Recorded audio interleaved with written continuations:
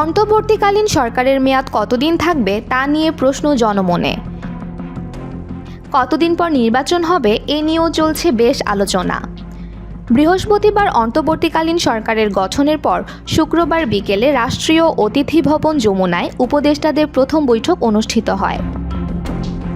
বৈঠকে অন্তর্বর্তীকালীন সরকারের মেয়াদ কতদিন হবে এ বিষয়ে আলোচনা হয়েছে কিনা তা জানতে চাইলে বন, পরিবেশ ও জলবায়ু পরিবর্তন উপদেষ্টা সৈয়দা রিজওয়ানা হাসান বলেন, মেয়াদের বিষয়ে এখন আলোচনা বা সিদ্ধান্ত নেওয়াটা সম্ভব না।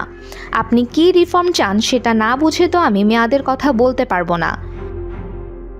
রিফর্ম যদি না চান তাহলে আরেক কথা, কাজেই এখন মেয়াদ করে অস্থির হওয়ার তো কিছু নেই।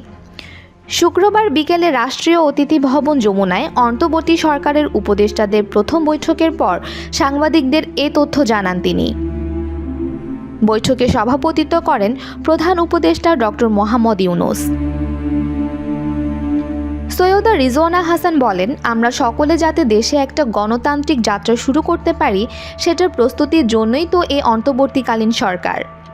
সেই প্রস্তুতি নেওয়ার জন্য যেটুকু সময় দরকার শুধু সেটুকু সময়ই আমরা নেব।